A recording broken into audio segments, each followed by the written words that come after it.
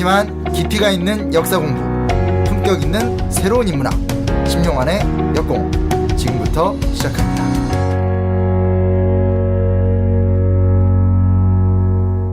네, 오늘도 프린스심 나오셨습니다. 어서 오세요. 안녕하세요. 괜찮지 않아요? 이제 익숙해질 때가 됐잖아. 네, 프린스 심 심용환입니다. 네. 받아들이셔야 돼요. 네. 아니 그 제가 팟캐스트 하나 이제 작게 오픈했잖아요. 댓글이 다다다다 올라왔는데 뭐 감사한 축하의 댓글들인데 어쩜 정말 100%다 프린스 심 축하드려요.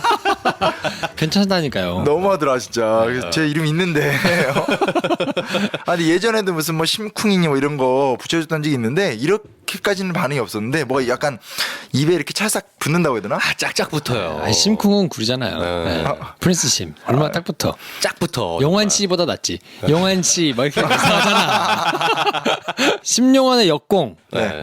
변상욱 대기자님하고 두 분이 이제 팟캐스트 시작하셨는데 에피소드 이제 3개 올라왔거든요. 많이 가셔가지고 좀 반응을 해주셔야 순위도 올라오고 사람들이 이제 노출이 되니까.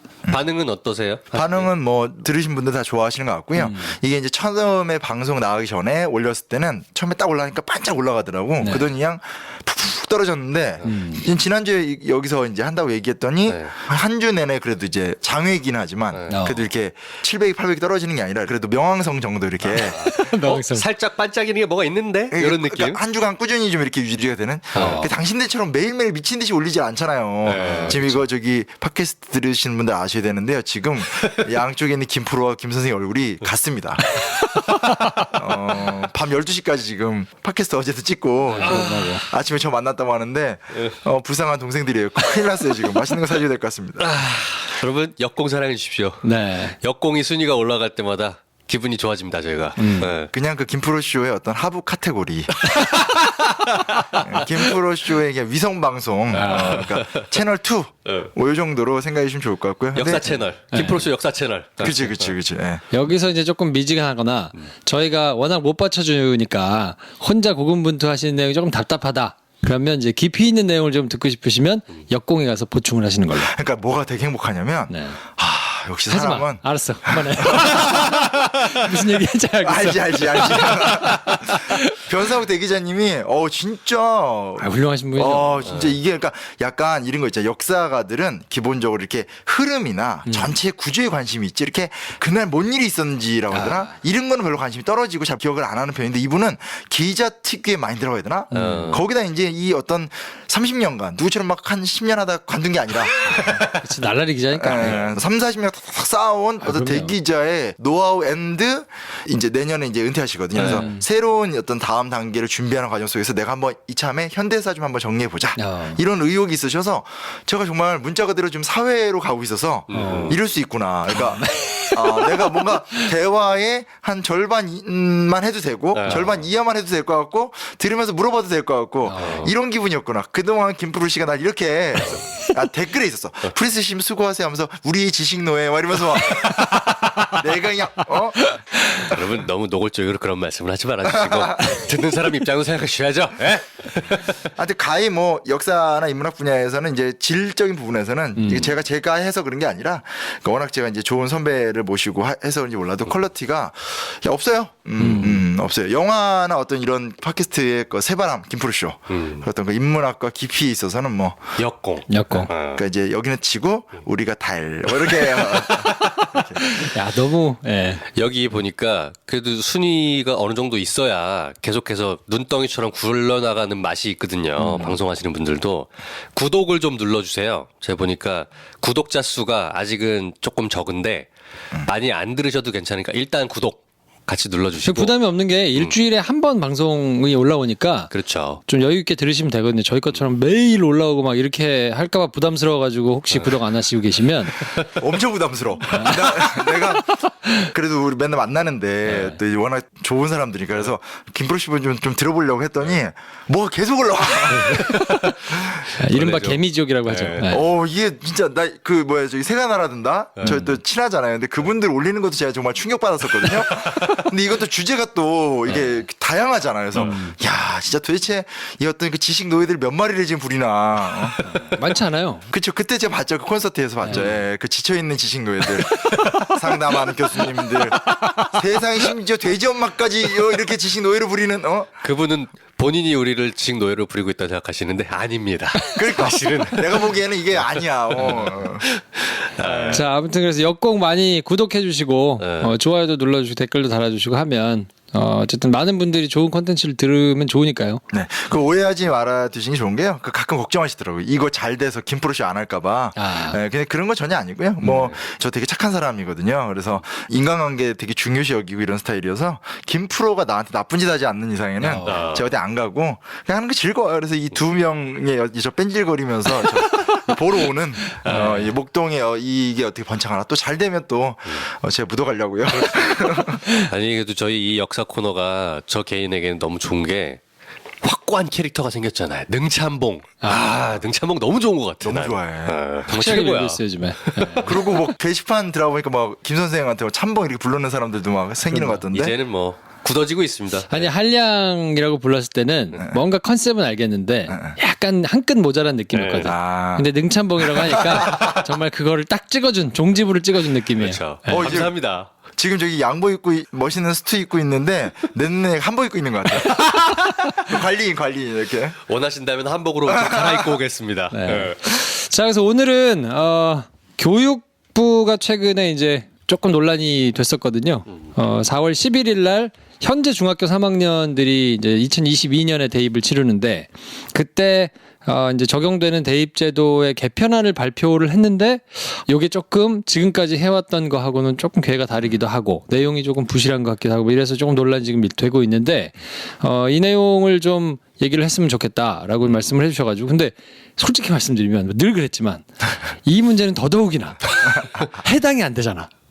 뭐 대학교를 간 지가 20년이 넘었고 대학교를 갈 아이들 너무 이제 멀리 있으니까 이걸 아무리 관심을 가지려고 해도 이렇게 가슴으로 받아들여지지가 않더라고요 문제가. 근데 저희 집에 선생님들이 많아요. 사남매인데 작은 형 누나가 선생님이고요. 큰 형수님이 선생님이고요. 매형이 선생님이고요. 교육자 집안이에요. 네. 이게 왜 이래? 엇나간 거지. 그렇지. 너무 이게 딱 다 바르시니까. 능참봉이 한 명쯤 있어야 되거든요. 그래 어울리긴 한다. 그래서 근데 선생님들이 많으니까 자연스럽게 막 얘기를 하는데 관심을 안 두고 있어요. 근데 이제 본인들도 저희 조카들이 이제 대입 시험을 몇 년 안 남겼단 말이에요. 자기들이 이제 지금 막 난리가 난 거예요. 그래가지고 이게 이렇게 바뀌면 된다는 도 안 된다는 도 막 엄청나요 막. 근데 이제 언론사에서도 내부적으로 참 아이러니한 게 굉장히 폭발력 있는 이슈기는 하거든요. 네. 근데 그게 대상자가 소수다 보니까 이게 아주 매우 큰 수능 시험 당일날 뭐 이렇게 큰 아이템이 아닌 이상은 그렇게 환영받는 이슈는 또 아니에요. 내부적으로도. 그러니까 아이템을 선정할 때 무슨 이제 뭐 기획지혜팀, 특별지혜팀 이런 데서 아이템을 잡잖아요. 그러면 늘 입시와 관련된 문제들은 약간 후순위로 밀리는 게 있어요. 왜냐면 얘기를 해도 내 문제다라고 받아들여가지고 막 이렇게 좀 반응을 하고 이래야 좀 이슈가 돌아가고 막 하는데 그렇게 되기가 조금 어려운 주제여서 그 불이 잘 안 붙더라고요. 그러다 보니까 이제 또 그냥 지역적으로 많은 사람들이 모르고 그래서 그냥 후덕후덕 지나가도 크게 뭐 이렇게 문제가 안 되고 뭐 이런 게 좀 반복되는 게 좀 있는 것 같은데 오늘은 이 문제에 대해서 좀 자세하게 알고 계시고 또 말씀하실 게 있다고 그래서 저희가 늘 그랬지만 배우는 심정으로 이런 거 말할 때 나 안 쳐다보더라. 약간 저기 창밖 쳐다보면서 배우는 네. 심정으로. 제가 이제 역사 N 교육연구소 소장이고요. 그리고 사실은 제가 이제 본격적으로 작가나 연구자로 뛰어들기 전에는 이제 뭐 인문학 단체를 계속 하면서도 생계는 이제 학원 강사로 했었죠. 그래서 학원 강사를 한 12년, 13년 있었고 대치동에서 꽤 성공했었던. 그러니까 이제 아무래도 각종 입시 현황들 다 봤던 입장이었고 대학도 이제 사범대를 나왔고 하니까 교육 문제에 관심이 많죠. 4대 역사교육과시군요. 네, 역사교육과 사범대학교. 네. 그럼 뭐 준 교육자시네요. 준 교육자가 아니라 지금도 교육하고 있잖아, 당신들. 입시학원 하는 건 아니시잖아요.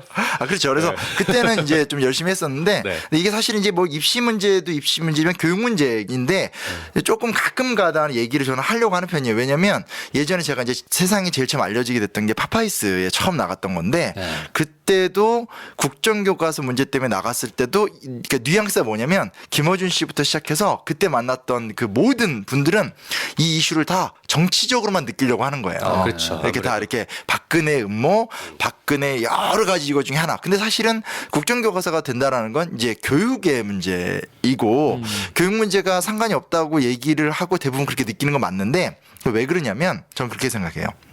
모든 사람들이 다 경험을 하고 고3이라는 시간을 통해서 이게 승패가 딱 결정나 버리는 주제거든요. 그러니까 승리한 사람은 승리했기 때문에 그 우월감 속에서 평생을 살아가지만 대놓고 얘기하지 못하죠. 그렇죠, 그렇죠. 근데 이제 끼리끼리 있었을 때 나 K대야, 난 Y대야. 그러니까 아무것도 없어도 내가 거기 나왔다는 거 하나만으로도 사실 좀 대우를 받는 문화가 있는 거고 또 이제 반대편에서는 거기서 깨지고 나면 어디 왔으면 나 지방에 어디 나왔어 막 이런 어떤 쭈뼛쭈뼛. 네, 그래서 지금 현재 잘 나가도 그런 분들 많잖아요. 그러니까 뒤늦게 이제 뭐 갑자기 무슨 석박을 해서 굳이 강제로 학위를 옛날에 그 뭐 태권도 선수 문대성 그분도 이제 국회의원 될 적에 학위가 굉장히 논란이 됐었잖아요. 그래서 그런 걸 보면 이상하게 그러니까 어떤 한국 사람들한테 컴플렉스인 주제이기 때문에 모두가 다 관심을 가지면서도 얘기 안 하고 피하려고 하고 문제가 심각한데도 쉽게 말하면 나는 끝났고 내 자식 새끼만 잘 되면 되지 뭐. 그리고 이게 이제 현장에서 하는 사람들의 가장 큰 얘기 뭐냐면 전반적인 게 문제인데 이게 왜 구조적 관심을 못 받냐. 모든 부모님들이 수능 시험 끝나기 직전까지는 모두가 다 내 자식이 좋은 대학을 갈 수 있다라는 가능성. 그러니까 이 경쟁에서 승리할 거라는 신락 같은 믿음을 포기하지 않기 때문에 이슈가 안 된다라는. 그러네. 네. 그리고 요즘에 이제 재수 삼수가 되게 일반화가 됐어요. 그렇죠. 네. 심지어 그러니까 우리나라의 명문 7개, 8개 대학들 한 10개 정도 되는 대학들을 분석해 보면 기본 재수생 이상, 그러니까 재수, 삼수, N수생의 비율이 40%가 넘어요. 오, 되게 높아졌네 옛날보다. 비교가 안 돼요. 그러니까 우리 때는 재수하는 게 흔한 게 아니었잖아. 그치. 예. 한 10% 내외 뭐 이런. 그리고 느낌이었던 그 것 중에도 같은데. 솔직히 잘하는 애들이 재수를 많이 그렇죠, 그렇죠. 해서 아주 소수였잖아요. 저도 그냥 수능 망한 케이스긴 한데 재수는 생각 안 했거든요. 그리고 또 대학교 들어가면 또 여학생들하고 연애하고 이런. 그렇지 중요하죠. 네. 이런 얘기만 이렇게 흘러가는 얘기를 그냥 이런 거 절대로 포기하지 못하는. 절대. 저 밝힌 눈빛. 많이 힘들구나. 근데 하여튼 그런데 지금은 40%가 넘고 그 중에서 몇 년 전 통계를 보면 그 중에서 이제 그 어떤 대학교는 이제 스몰 S 대학은 재수생 비율이 70%까지 나오고 막 그래요. 70%? 70%. 충격적이죠. 네. 그러니까 재수는 필수, 뭐 삼수는 선택. 근데 옛날 우리 때는 재수라는 것도 정말 쉬운 큰 선택이었죠. 선택이 아니고 그리고 삼수에서 들어왔다 하면 수근수근 됐던 기억 나거든. 그렇지. 그런 애들 과에 하나 있으면 애매하잖아. 얘가 나보다 좀 애매하죠. 족보 꼬인다고. 두 학번이나 미친데 반말하게 또 약간 두 살이 많으니까. 근데 지금은 그래서 아예 대학을 가면 연도로 얘기해요. 그러니까 우리는 학번으로 얘기하잖아. 그래서 학형 이렇게 얘기했다면 지금은 오히려 학생들이 몇 년생. 진짜요? 예. 오. 그래서 문화가 바뀌었구나. 문화 바뀌었어요. 바뀌었어요. 예. 그러니까 거기다 이제 뭐 아예 장수생들까지 이제 흔한 구조, 뭐 군대 갔다 와서 하거나 이런 것도 있고. 그리고 제일 나쁜 문화가 뭐냐면 단연간 입시를 대비하는 거예요. 러프하게 얘기해 드릴게요. 내가 공부 좀 잘했어. 근데 수능을 봤는데 좀 망했어. 그래서 뭐 예를 들어서 뭐 건국대학교를 갔어요. 지금 대학을 제가 무시하는 게 아니라 엄존하는 서열이 있기 때문에 중위권. 네. 예. 건대를 갔어. 근데 뭐 잘 됐고 자기가 열심히 하면 되는 문제인데 또 솔직히 지금의 경제 구조나 사회 구조를 보면 어느 대학을 나오던 한국 사회 전체가 침몰하고 있는 상황이니까 난 별로 의미는 없다고 생각하는데 마음에 안 드는 거예요. 그러면 재수를 했어. 재수를 열심히 해서 뭐 예를 들어서 뭐 중앙대나 이화여대 갔어. 한 단계 올라간 거야. 그래서 또 삼수를 해. 그래서 결국은 스카이를 가거나 스카이 말작가를 가든 아니면 스카이 막 바로 밑에 있는 무슨 뭐 서강대나 성대를 가든 갔어. 그럼 심지어 사수까지는 부담되면 그때 반수를 해요. 반수? 네. 그러니까 재수 3반수라는 말이 제일 흔해요. 그러니까 진짜요? 일단 재수를 해서 어느 정도까지 올리고 다시 삼수까지는 부담스러우니까 3반수. 그러니까 세 번째로는 반수를 해서 이제 적어도 스카이나 스카이 준하는 국가에 들어간다. 근데 뭐 예를 들면 이런 거 있잖아요. 그 어느 S 대학에 말작가를 들어갈 수 있잖아요. 그러면 이제 말작가에 들어가면 또 그 다음에 들어가서는 이제 뭘 또 아니면 전과 준비를. 야, 진짜 힘들게 산다. 힘들다 진짜. 뭔 얘기인지 아시겠죠? 그래서 20살, 21살, 22살이 네. 솔직하게 말해서 우리 옛날 생각해 보면 인생의 결정적 시간이잖아요. 제일 좋을 때 아닌가요 진짜? 제일 좋을 때고 제일 자유롭고 또 문제의식을 갖더라도 그때 딱 갖게 되고 있는 그때 이제 예를 들면 김프로는 나 기자가 돼서 어떤 명기자가 돼야지 하면서 야망과 어떤 그런 비전이 섞이는 케이스. 그래서 이제 우리 능참 보면 이제 어떻게 하면 여인네들을 꼬실까 이런. 그것도 큰 야망이에요. 기자 왜 해? 정말. 뭘 찔러도 이제 이길 수가 없다. 예. 근데 아무튼 그런데 그게 안 되는 거야. 예, 그게 안 되고 이제 그냥 그 몇 년간의 가장 황금 같고 가치관을 아주 변혁시킬 수 있거나 자유롭게 미래를 설계할 수 있는 시간이 그게 안 되는 거예요. 충격적인 상황이거든. 근데 이제 이런 거는 이게 엄존한 현실인데 지금 방금 말씀하셨듯이 사실은 김프로님이나 김 선생님 입장은 똑같아요. 모든 사람들이 나와 관련되지 않으면 아니다라고 그걸 모르고 근데 상황은 되게 심각한 상황이 된다 볼 수 있어요. 그리고 문화도 되게 웃긴 게 옛날에는 가면 약간 그 막 운동권 문화 이런 게 있어가지고 술을 강제로 먹이고 이런 게 있잖아요. 근데 그냥 강제로 먹이고 나머지는 좀 프리하고 대학이 좀 되게 여유롭고 자유로웠잖아요. 요즘은 대학생이 되면 다 스케줄이 정해져 있어요. 그러니까 2월 달에 이제 무슨 OT 같은 거 하고 3월 달에 신입생이니까 챙기면 받아. 근데 이제 4월 달에 중간고사 있잖아요. 그러니까 중간고사를 대비하는데 중간고사 대학교 할 때 대비해 본 적 있어요? 없죠. 웃잖아. 웃을 뿐이잖아. 그래서 막, 생소하다. 막 이렇게 막총 딱 F 맞으면 자랑스럽게 막 이러면서 막 그러니까 중간고사 전에 과제 대비해 본 적 있어요? 과제. 아니 과제를 준 적도 나는 별로 받아본 적도 없거든. 근데 과제를 대비하느라 밤을 새요. 3시간 4시간씩 자고 과제를 준비해. 아 진짜? 네. 그리고 중간고사를 보면서 또 밤을 새고 그다음 축제 시즌이 오래 오잖아요. 그러면 우리 때는 축제를 참여하고 안 하고가 자유잖아요.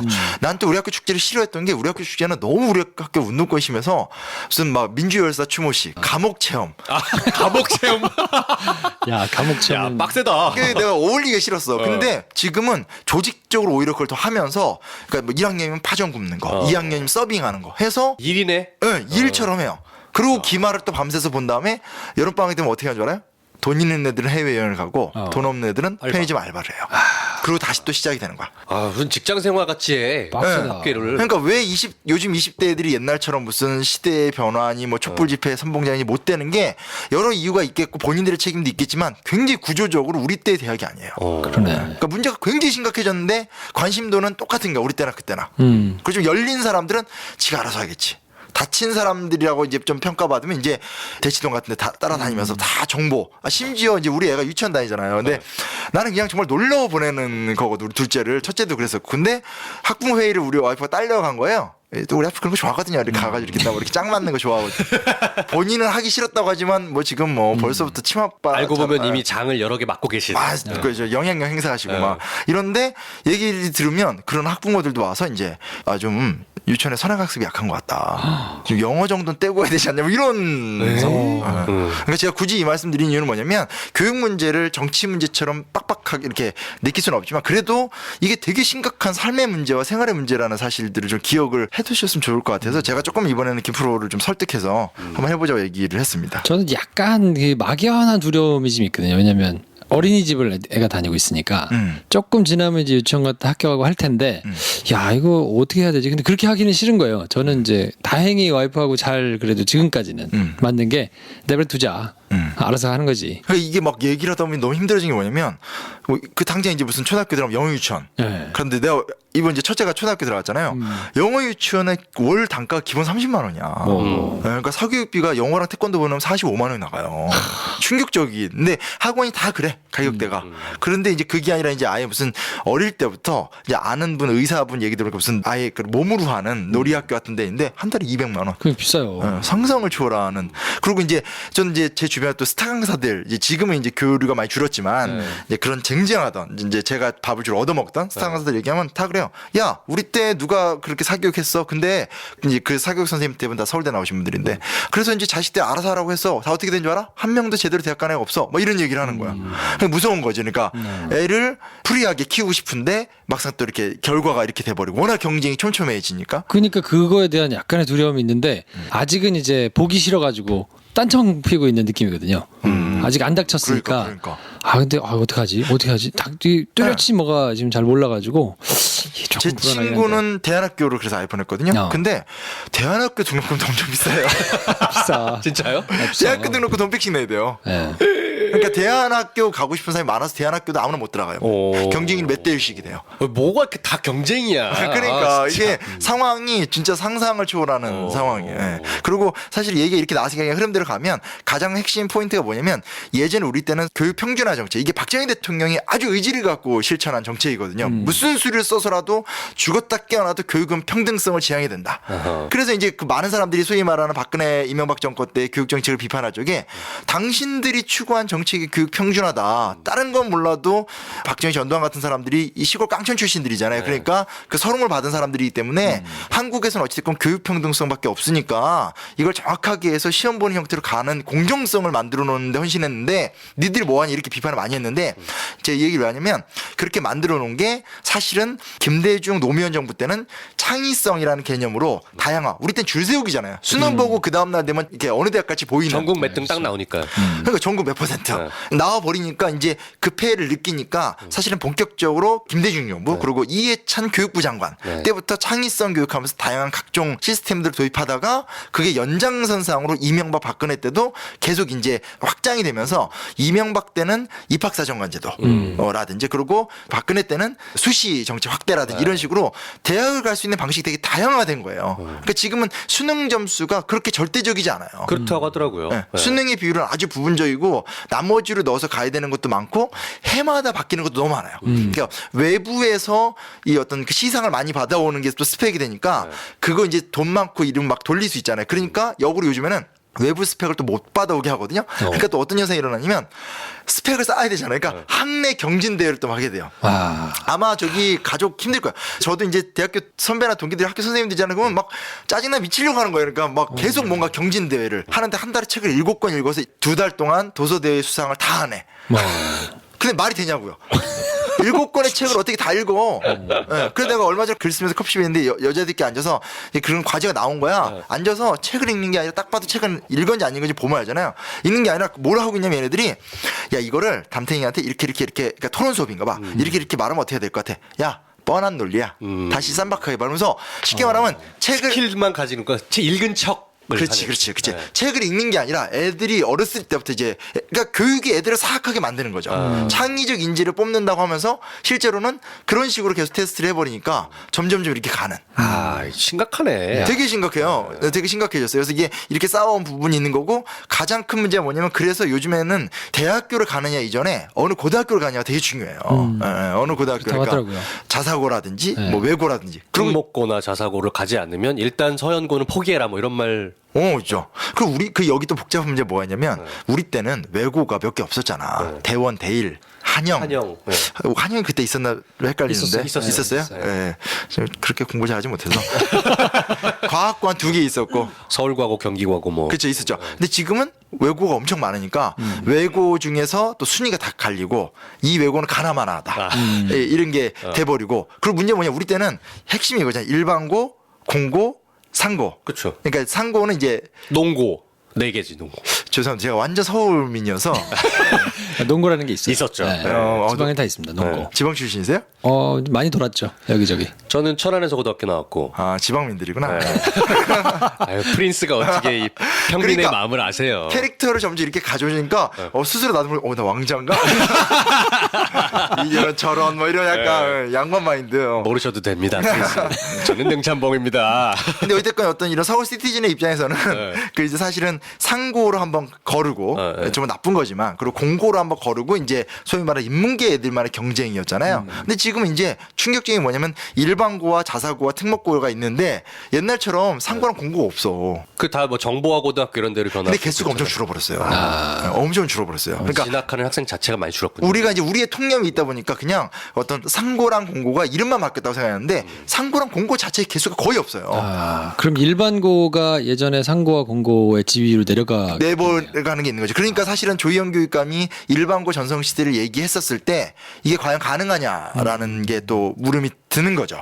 그래서 실제로 제가 가르쳤던 제자 중에 갑자기 뭐 옛날 마인드로 좀 돌아갔는데 영등포 쪽에 있는 어떤 고등학교에서 정규 1등을 3년 내내 하고 모든 스펙을 갖췄거든요. 중앙대 갔어요.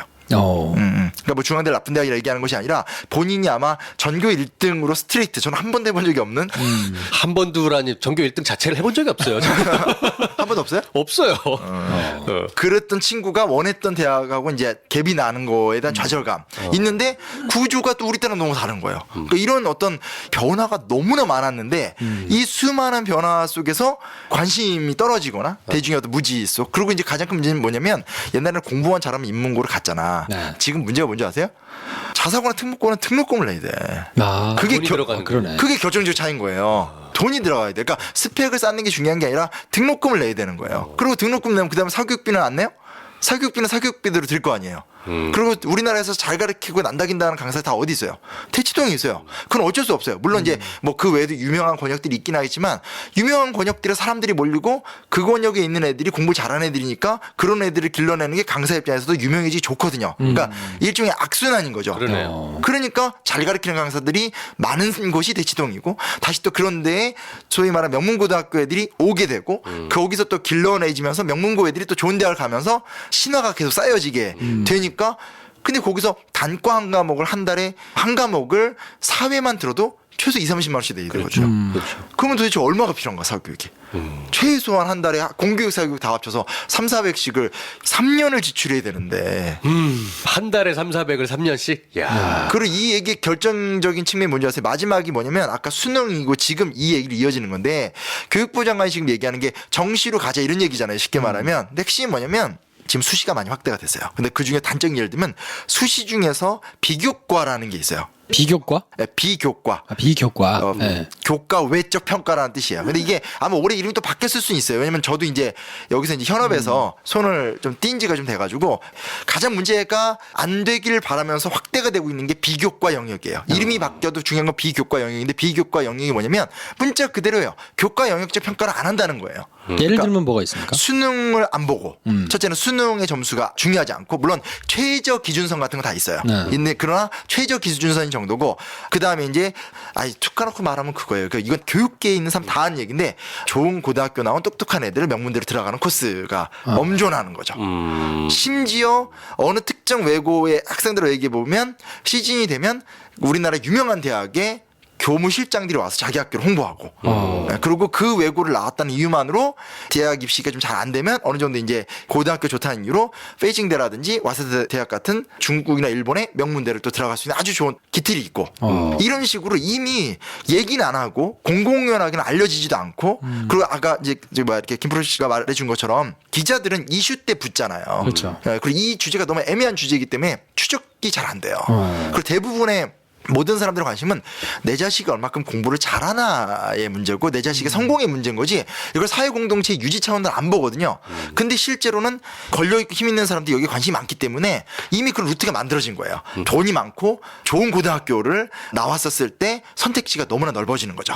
그래서 수능을 좀 못 보거나 공적인데 약간 밀려도 충분히 좋은 데를 갈 수 있고 거기에 설령 못 가더라도 외국에 있는 유명한 대학을 가서 컴백할 수 있고 이런 구조가 이미 아주 체계적이 되어 있는 거예요. 근데 기껏해봤자 지금 우리 사회에서 그나마 나오는 담론이 뭐냐면 외국어 영역을 절대평가를 해서 그러니까 쉽게 말하면 돈 많은 집들을 연수 보낸다고 하니까 절대평가에서 뭐 영어를 뭐 성적에서 뭐 좀 약간 배제하는 형태로 하겠습니다. 이런 식으로 가는 거 정도니 이 격차가 너무 크게 되는 거죠. 야. 돈 없으면은 안 되는 형태가 많이 보이네요. 생각보다 들으니까 재밌죠. 예습도 재밌다니까요. 그래서 저도 이제 너무 이제 요즘에 역사 전문가로서의 활동으로 몰입이 돼 있으니까 이쪽 시간 할애를 많이 못 하고 이제 근데 제가 이제 교육청이나 교육기관 관련해서 강의하고 이렇게 오다 보면 선생님들하고 얘기 많이 나누고 막 하다 보면 나도 이제 이게 관심 많은 주제니까 억장이 무너지는데 제가 출판사 가가지고 학교를 주제로 이렇게 책을 쓰면 안 될까요? 하니까 딱 그러더라고. 의지는 좋은데 안 팔릴 것 같다고. 아, 그러니까 이게 많은 사람들이 관심을 갖기가 참 어려운 구조라. 이슈 파이팅이 안 되는 구조가 되는 거예요. 근데 피해는 사실은 다 보는 거고 거의 집문제랑 똑같은 거죠. 가진 자에게는 훨씬 유리하고 안 가진 자한테 불리하게 되고. 자녀 있으신 분들은 무조건 거칠 수밖에 없는 일이네요. 그럼 언젠간 무조건. 무조건 거칠 수밖에 없는 일이고 그리고 뒤늦게 이제 후회하는 사람들도 많은 거예요. 그러니까 나는 우리 아이를 이렇게 키우고 싶었는데 그래서 한 중학교까지 편하게 키웠는데 고등학교 딱 들어갈 때 일반고로 갔네. 근데 준비하려고 하니까 이미 늦었어. 이미 늦었어. 뭐 이러면서 막 그게 가장 불화가 되는 케이스들도 있고. 근데 그러면 미리 준비하는 것도 뭐야? 미리 준비한다는 건 돈과 자본과 정보력으로 돈이야 돈. 네. 엄마랑 붙어가지고 애를 스펙을 다다다다다다 만든다는 거예요. 그 이거 웃긴 거잖아요, 이게 지금. 그렇죠. 웃기죠. 그죠. 좀 되게 심각한 정치인 거예요. 그 같은 이게 쉬운 문제는 아닌데 지금 어쨌든 문제가 불거진 거는 통상 2개 정도 교육부가 이제 시안을 내놓고 의견 수렴을 하거나 이렇게 한다는데 이번에는 사실 그렇게 하지 않고 그냥 다 대통령 직속으로 있는 국가교육회의에다가 뭐 안을 좀 해달라고 그냥 이렇게 던진 게 문제다 이런 얘기들이 많던데. 두 가지가 문제가 있어요. 뭐냐면, 그러니까 첫째는 맞아요. 방금 말씀하신 것처럼 국가교육회의에다 의견을 던지면서 국민 의견을 수렴하겠다라고 얘기를 했어요. 말이 안 되는 게 국가교육회의는 청와대 직속기관이에요. 그리고 국가교육회의가 청와대 직속기관이란 말은 뭘 얘기하는 거냐면 이 문제도 문재인 대통령이 뭘 해결하라라는 얘기인 거죠. 거기에 들어가 있는 멤버들이 무슨 투명한 어떤 공적 절차를 거쳐서 만들어진 사람도 아니고 더 심각한 건 어찌됐건 우리나라 사람들의 통념이라는 건 초, 중, 고를 나와서 마지막 고3 때 시험 보고 쪽낸다라는 공적 질서가 세팅이 돼 있는데 갑자기 아무런 헌법적 근거를 갖고 있지 않은 국가교육회의에서 이걸 결정한다? 단순히 거기서 문재인 대통령 혹은 문재인 대통령과 가까운 혹은 어떤 민주당과 인맥이 있는 물론 이제 훌륭하신 분들이 많겠지만 어떤 그런 사람들이 들어가서 거기서 결정을 내린다고 해서 그것을 국민들이 수용한다? 가능할까요? 좀 불가능한 얘기라고 생각이 돼요. 예. 불가능하죠. 그거는 공감대 형성이 안 되는데. 공감대 형성이 안 되잖아. 왜냐면 사람들이 원하는 건 익숙한 공정성을 원하는 거지 어느 기관한테 넘기면 그게 국가 의견을 물어본다. 이거는 동의가 안 되는 거고 더 큰 문제가 뭐냐면 이거예요. 그 이제 우리가 이게 참 이게 답답한 건데 최저임금 1만 원 얘기 많이 했잖아요. 네. 너무 힘드니까. 근데 이제 최저임금 1만 원 얘기할 수 있죠. 저도 지지하고. 근데 중요한 사실은 뭐냐면 그거는 좀 옛날 표현을 하면 민중의 소리거든. 이한배 기자님 이렇게 남을 배려하는. 한국재벌 흑역사가 나온 바로 그 민중의 소리 말씀이신 건가요? 맞아요. 이한배 기자님 처음 했는데 너무 인품도 좋으시고 매력적이어서 저 게시판 보니까 저 책하고 단방의 영사를 같이 사서 책 짝이야. 빨간색, 파란색, 빨간색, 파란색. 흐뭇했죠. 너무 좋았어요. 그래서 같이 공개 방송 나오시기 잘하신 거죠. 뭐 안 나올 거, 바로 나온다고 그랬잖아요. 아니 그래도 나오시기 잘하셨잖아요. 좋아요. 그죠? 좋았어요. 자, 쓸데없는 소리 그만하고. 뭔 얘기해도 맞죠? 최저임금 만 원. 맞아. 네. 근데 뭐냐면 최저임금 만 원은 쉽게 말하면 민중의 소리예요. 그러니까 너무 힘드니까 막 요구하는 거야. 근데 이제 솔직히 말해서 지금 1,000원 올렸는데도 뜻하지 않은 문제가 많이 나오잖아요. 결정적인 게 지금 소위 말하는 자영업자 편의점 점주와 편의점 알바생 간의 딜레마고 그래서 이제 하종강 선생님이나 노동문제 전문가들이 이런 얘기 하세요. 그러니까 아니 그 정도도 고용하지 못할 거면 사업하지 말라. 물론 원론적으로 맞다고 생각하는데 문제는 뭐냐면 지난 20, 30년간 한국의 경제가 그런 식으로 아주 부실허약한 사장님을 막 쌓아놓는 구조로 성장한 상태에서 그럼 사업하지 마라 라고 하면 이제 그 사람들 뭐예요? 나보고 어디 가라 그러면? 그럼 뭐 이마트 가가지고 카트 끌라는 얘기밖에 안 되는 게 되기 때문에 그러니까 딜레마가 생긴 거죠. 그러니까 사람들은 힘드니까 자기 입장에서 최저임금 만 원을 올려라는 요구를 할 수 있고 캠페인이나 선거에선 승리를 거두기 위해서 아젠다로 쓸 수는 있지만 권력을 잡은 다음에 권력을 운용하는 입장에선 준비가 돼 있어야 되는 거 아니에요. 이런 상황을 어떻게 개선할 것인가에 대한 플랜들을 이제 갖고 있어야 되는데 이제 이게 사실은 벌써부터 문제가 되는 건데 똑같은 거예요. 뭐냐면 사람들이 너무 이 입시 지도가 복잡해지니까 요즘 애들이 제일 많이 요구하는 게 뭐냐면 요즘에 제일 많이 나오는 얘기가 차라리 옛날로 가자. 정시로 가자. 그러니까 우리처럼 그냥 한 방 딱. 한 방 딱 해서 줄 쫙 세워서 게임 딱 끝내자. 이게 되게 큰 거야. 그러니까 너무 입시 지도가 복잡하고 그 복잡한 정보를 따라가려면 이게 너무 힘들고 돈이 많이 들고 학교에서 듣는 정보만으로는 안 되고 심지어 제가 옛날에 학원 강사할 적에 학교에서 연락이 왔던 적도 있어요. 선생님이 부탁한다고 우리 제자들 좀 이렇게 논술이나 무슨 교육들이 있고 입시교육인데 좀 잘 부탁한다고. 그러니까 인정하시는 거예요. 어쩔 수가 없으니까. 그리고 컨설턴트라는 거 들어보셨어요? 입시 컨설턴트 들어봤어요. 그거 한 번 만나서 4시간에서 300만 원 받고 그래요. 그러니까 야, 장난이구나. 변호사야 변호사. 변호사 진짜 무슨 수익료 같아. 그래서 이런 상황이 되니까 차라리 그냥 정시로 가자. 그리고 사실 얘기 나오는 거죠. 근데 사실은 정시의 폐가 옛날에 소위 말하는 주세우식 폐는 우리가 어떤지 잘 알잖아요. 그리고 더 큰 문제는 뭐냐면 정시로 돌아가기엔 지난 20년간 벌려놓은 게 너무 많은 거예요.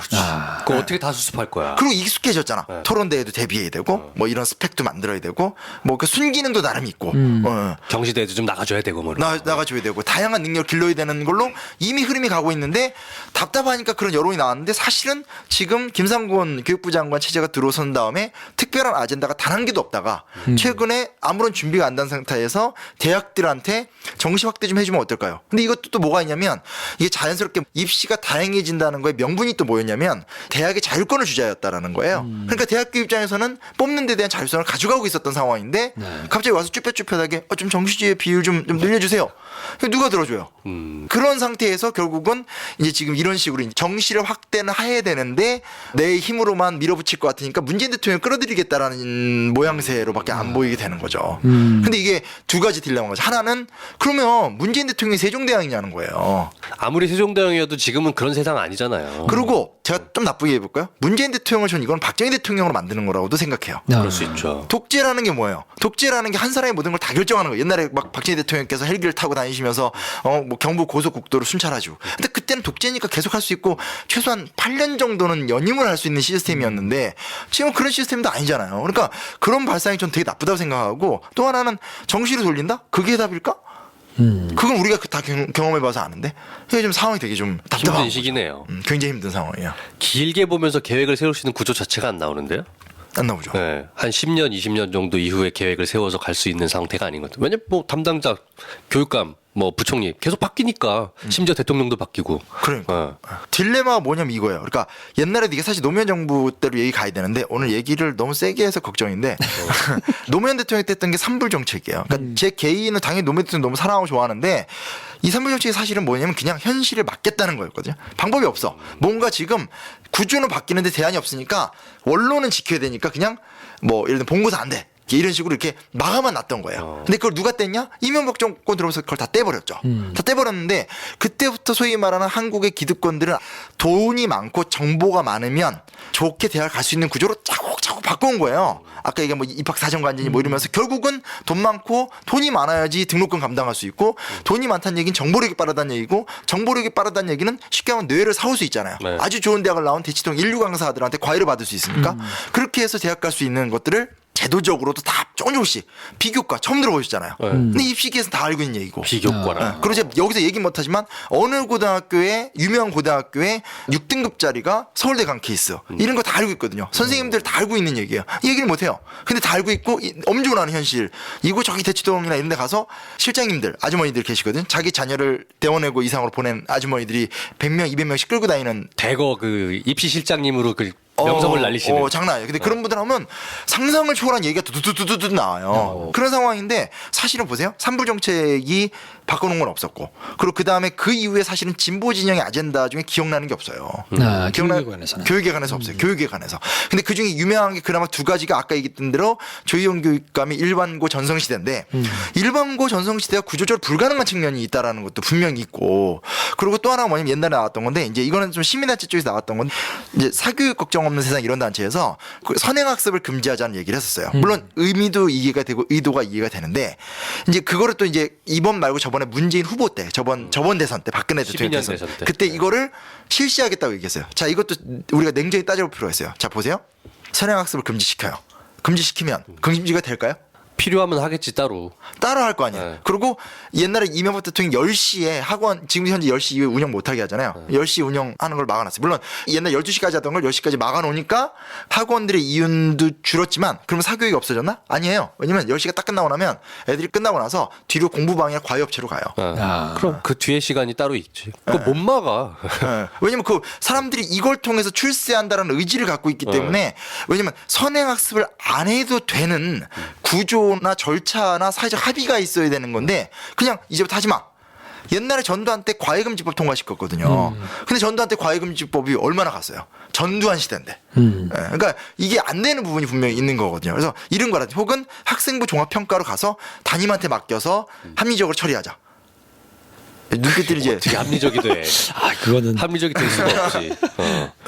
그 이런 게 있는 거. 그러니까 이런 것들의 부분에서 사실은 지금 지난 10년간 진보 진영이나 개혁 진영에서 내놓았었던 교육 아젠다가 상당히 그냥 듣기에는 좋고 공감은 되지만 현실에서 가능한가라든 현실의 상호작용이나 반작용을 생각해 봤는가의 부분에서는 그게 되게 부족한 거예요. 부족한 거고 그에 비해서 반대편은 원래 능수능란한 사람들이고 기득권을 갖고 있고 자본을 갖고 있기 때문에 자기들이 원하는 대로 이슈가 안 되는 상태에서 이슈는 겉으로 좋게 하면 되죠. 창의력 있는 인재, 어학을 잘하고 세상의 변화를 따라갈 수 있는 인재 해놓고 뒤에다가는 그들이 빠져나갈 수 있는 각종 제도적인 창구들을 열어놨는데 답답한 거죠. 아니 근데 저는 이제 늘 얘기를 들을 때마다 답답한 거는 알겠고 이제 문제의식은 알겠는데 그러면 이거를 어떻게 다시 되돌려야 되나? 대안이 있을 수 있는가? 근데 대안이 있는데 이거를 의지가 없어가지고 내지는 제도가 엉성해가지고 못 지키는 것과 마땅한 대안을 만들어낼 수가 없는 거하고는 완전히 좀 얘기가 다르잖아요. 네.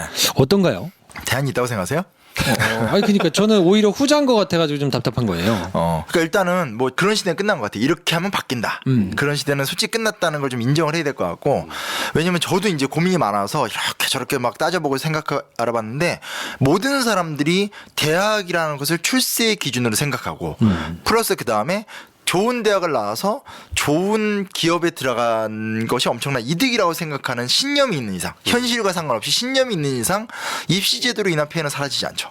가장 근본적인 건 말씀하실 때 그거잖아요. 좋은 대학 나와야 우리나라에서 잘 먹고 잘 산다. 아니 이 패턴 이게 안 바뀌면 절대 깨질 수 없는 거고. 왜냐면 이런 얘기를 할 때마다 가장 급진적인 얘기는 뭐냐면 차라리 서울대를 해체해라. 이런 식의 약간 얘기까지 나와요. 왜냐하면 좋은 대학이 있고 좋은 대학을 나와야 좋은 대를 들어가고 그래야 사회 주류의 기득권이 들어가니까 그 구조가 해쳐지지 않는 이상은 입시 얘기는 아무리 지지고 먹고 지지고 뭘 해봤자 결국엔 서울대 가는데 초점 맞춰진 제도밖에 될 수 없잖아. 아무리 뭘 바꿔도. 근데 그런다고 서울대를 해체한다고 서열이 없어지냐? 그건 아니니까. 그러니까 이게 한 놈만 패자라는 식으로 약간 너무 러프하게 말한 거죠. 서울대를 해체하라는 거는. 근데 그 질서를 해체하라는 뜻인 거죠, 사실은. 일본은 이게 좀 가능한 게 일본은 공립대학들이 세거든요. 그러니까 공립대학을 통폐합시켜버리면 대학 평등성이 어느 정도 가능해요. 근데 우리나라는 서울대학을 제외하고 나머지 우리나라의 최고급 대학들은 다 사립대학이에요. 그렇죠. 이게 또 다른 게 되는 거죠. 가장 큰 문제는 뭐냐면 그거예요. 그러니까 변화한 환경 하나는 임금격차가 너무 심해진다는 거. 그러니까 이건 사실 경제 영역은 아니에요. 그러니까 대기업과 중소기업의 80년대 임금격차와 지금의 임금격차가 훨씬 비율이 커졌기 때문에 경제적인 어떤 임금격차의 문제를 해소할 수 있는 게 정치적으로 나올 수 있는 거고 그러면 예를 들어서 이런 거예요. 입시제도 전체를 해결할 수 없으면 구체적으로 사람들이 실효적으로 느낄 수 있는 변화의 이야기들을 만들어낼 수 있지 않을까로 갈 수 있는 거거든요. 예를 들면 이런 게 있었어요. 지금 준비가 안 된 상태에서 실천이 돼서 정말 엉망이 돼버렸는데 이제 중학교 1학년 자유학기제 같은 거 있잖아요. 그러니까 한 학기 동안 자유롭게 학생들을 학교 시스템이 아닌 걸로 보내게 하자. 근데 이게 이제 뭘 좀 준비와 대비를 하고 진행됐어야 되는데 이제 그러지 않고 그냥 해버려가지고 일선 현장에서 굉장히 혼란이 왔는데 예를 들면 이런 방식은 부분적인 변화가 가능한 얘기잖아요. 제가 이제 그냥 항상 많이 하고 다니는 얘기 중 하나 뭐냐면 수학 선택 과목으로 바꾸자. 우리가 여전히 창의적인 얘기를 하면서도 결국 국영수 구조로 가고 있는데 차라리 평가적인 등위성을 놔둔 다음에 예를 들면 저는 수학을 되게 못했거든요. 수학만 내가 잘했으면 훨씬 좋은 데 갔을 텐데 이게 이제 평생의 한 아닌 한으로 남아있는 상태인데 저희 집안의 한이에요. 왜냐면 경영학과랑 수학이 뭔 상관이야. 예를 들면 뭐 국문학하고 수학이 뭔 상관이야. 근데 어느 대학교 국문학과 가든 경영학과 가든 다 수학을 잘해야 되잖아요. 그럼 이제 예를 들면 수학을 선택 과목제로 해서 수학을 잘하는 애들은 그걸 통해서 수학과 관련된 과들에게만 그 인센티브를 주는 거고 나머지들은 국어를 늘린다든지 역사를 늘린다 이런 식으로 선택을 조율하면 어떠냐. 이 얘기를 한번 하죠. 반발이 장난이 아니에요. 왜 반발이 장난인 줄 아세요? 학교의 선생의 절대다수가 수학 선생이고 사교육 시장은 더 절대다수가 수학이에요. 기득권이 붙으시는 거죠. 하긴 그게 제일 어렵고 하기 힘드니까. 뒤집어서 뭘 얘기하는 거냐면 그걸 부시면 그나마 전체가 바뀌는 건 아니더라도 적어도 한국인들이 갖고 있는 예를 들면 수학으로 인한 피해 의식이나 이런 것들을 개선할 수 있는 부분이 있는 거죠. 그러겠네요. 한 번에 해체할 수 없으면 예를 들어 말씀하신 대로 수학이라든가 특정 영역들부터 개선을 해 나가는 것도 방법이겠다 싶은 생각이 들긴 하네요. 지금 그러니까, 보니까. 그러니까 저는 이거를 한 번에 해결할 수 있다는 생각을 포기하고 무엇이 실효적으로 학생들을 조금이라도 낫게 바꿀 수 있느냐. 예를 들면 우리 때는 개근상이 핵심이었잖아요. 개근상 받으셨어요? 아니요. 전 뭐 그때나 지금이나. 네. 능천 보고 나랑 정말 너무 다른 삶을 살아온 것 같아요. 나 받았는데. 근데 일관된 삶. 네. 일관된 삶. 네. 원래 이렇게 12년 개근 뭐 이런 거. 아우 그거 어떻게 해. 김프로도? 아니 저도 개근상은 받은 것 같은데. 그치? 네. 좀 못 받았어요. 근데 지금은 예를 들면 재량휴업일 같은 게 있어서 초중학교 때 뭐 한 학기에 뭐 한 10일 이런 식으로 부모가 데리고 갔다 와서 보고서만 내고 뭐 이렇게 하면 다 돼요. 그런 건 이제 실제로 저도 좋은 게 뭐냐면 애가 이제 초등학생이 되니까 애하고 이제 좀 시간을 내서 놀고 싶고 교감할 수 있는 시간이 확 안 되는 게 느껴지는데 그게 가능하니까 이럴 땐 내가 데려가서 하면 되는구나라는 걸 느끼거든요. 그러니까 이런 식으로 작더라도 의미 있는 것들인데 제가 맨날 떠드는 게 뭐냐면 국정교과서를 없는 게 중요한 게 아니라 역사 토론 수업 의무화 같은 거 있잖아. 그냥 수업 자체를 암기로 하지 말고 이번에도 막 난리 났었잖아요. 무슨 공무원 시험 같은 거. 근데 한국 시험이 제가 저번에 그 뭐 라디오 이동영 작가 부른 데 라디오 가서도 얘기했었는데 거기 갔다 왔다. 네. YTS?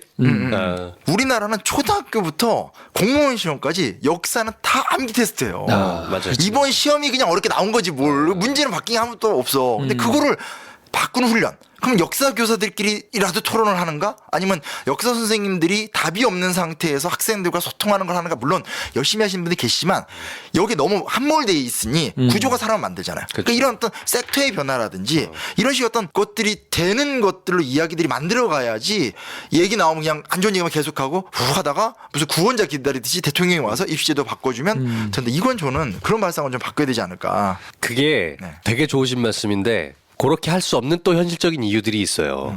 왜냐하면 임명직들이고 어차피 그 임명직을 임명한 사람은 정치인이잖아요. 그러면 유권자들의 표심을 생각 안 할 수가 없잖아요. 길게 바라볼 수가 없고 무언가 하나 짠 보여주는 게 일종의 전시행정처럼 정치적인 입지를 생각할 수밖에 없는 또 문제도 있어요. 맞아요. 그건 현장 교사들이 많이 얘기하는 거 뭐냐면 5년마다 교육정책 바뀐다고. 그렇죠. 네. 왜냐면 정권이 5년마다 바뀌니까 미쳐버리려고 한다. 그래서 이제 제가 또 항상 하는 게 뭐냐면 교육자치를 준비해야 된다. 이 외국처럼 유럽이나 미국처럼 교육부 장관에 의해서 주도가 돼서 대통령에 의해서 5년마다 바뀌는 것이 아닌 네. 교육감이나 교사, 교장 같은 그리고 학부모가 참여되어 있는 교육자치의 문화로 나가서 정권의 변화와 상관없이 교육정책의 변화라는 것에 대한 별도 아젠다가 만들어져야 되지 모든 것들이 팟캐스트도 보면 순위가 다 정치 순위잖아요. 팟캐스트까지. 네. 오늘 지금 큰일 났다 이거 지금. 방송 내릴까? 할 말은 해야지. 네. 근데 그러니까 너무 모든 것들이 정치로만 몰입돼 있는데 네. 정치가 세상을 구원하지 못하는 부분이 있는 거거든요. 그래서 이런 부분에서는 좀 이어지는 건데 여튼 뭐 한 번에 얘기는 할 수 없지만 이럴 때라도 그래도 저한테 이제 어쨌든 김프로쇼라는 좋은 마이크가 있기에 제가 가끔은 좀 이런 얘기를 하는 게 어느 시점이 되면 그래도 한 번쯤은 좀 뭔가 계기가 돼서 확 불타올라 날도 있지 않을까? 그렇죠. 저희 청취자분들 중에 학부모님들 되게 많으세요. 그래서 사실은 또 얘기를 하고 싶었던 거예요. 그러니까 내 자식을 위해서 투자하고 노력하는 거 해야 되겠지만 한편에서 우리가 함께 관심을 갖는 우리라는 의식이 조금 생기면 아마 어느 시점에서 차곡차곡 쌓이다 보면 발화점이 좀 생길 수 있지 않을까. 왜냐면 문제의식을 모르는 게 아니고 절대 다수의 선생님들이 이거 문제라고 생각하고 오히려 선생님들이 아무 권한이 없거든요. 얼마 전에 무슨 민주화운동 기념사업에서 일하는데 우리나라에 정말 유명한 역사 선생님이신데 그분이 저한테 딱 얘기하더라고요. 야, 용환 한국만큼 교사들이 힘없는 나라가 있는 줄 알아? 근데 가만히 생각해보면 유럽의 좌파 운동이나 뭐 이런 것도 다 교사들이에요. 왜냐면 가장 여유롭고 안정적이고 식자층이니까 가장 투쟁적이거든. 그러니까 우리나라만큼 교사들의 영향과 힘이 없는 나라가 없는 이유가 이승만 박정희 때부터 위로부터 내려오는 뭐 이렇게 이승만이 본인이 단군이고 싶어 했거든요. 그래서 진짜 그래가지고 일민주의를 외치면서 홍익인간을 교육 이념으로 해가지고 이승만을 섬기던 안호상이라는 이 파시스트 교육부 장관이 우리나라 교육 이념을 만든 게 홍익인간이에요. 널리 사람 이롭게 하라. 근데 이게 사실 좋은 게 아니거든요. 우리나라에서 이거 문제 잡는 사람 아무도 없죠. 문제가 됐으면 좋겠어요. 이거 욕 먹지 뭐. 그냥 부딪혀. 계속 삼아보죠. 그래서 이게 교육 정책이나 교육제도와 관련해서는 사실 모든 사람들이 조금이라도 지속적인 관심을 가지고 있어야 이게 택도 없는 거를 꺼내놨을 때 그건 아니다라는 제어 장치가 될 수 있을 텐데 사실 이제 많은 사람이 무관심하고 소수의 직접적으로 이 이익이 걸린 사람들만 극렬히 이제 반응해가지고 자꾸 제도가 나오다 보니까 나 지금 극렬히 반응한 거야? 아니 이걸 세팅하는 사람들이 얘기한 대로 이제 우리가 가진 기득권을 계속 지키는 방식으로 뭔가를 이제 변통을 내가지고 제도를 자꾸 만들고 그걸 이제 포장은 다른 걸로 하고 뭐 이렇게 하다 보니까 잘못된 방향으로 가도 그냥 어쩔 수 없이 우 하고 딸려가고 그렇죠. 그리고 그냥 내가 이쪽 진영을 지지하니까 그냥 뭐 무조건 해줘야지 이런 것도 있고. 정말 크고 어려운 문제인 것 같아요. 김포쇼를 하면서 어쨌건 사회적인 아젠다를 많이 얘기하지만 교육을 딱 부딪힌 이거는 어디서부터 어떻게까지 얘기를 해야 될지 정말 감이 안 잡히는 주제이기도 해요. 그래서 이번 시간에는 어쨌든 저희가 운을 떼고 이런 거에 관심을 갖자라는 차원에서 이제 말씀을 조금 드렸다고 보시면 될 것 같고요.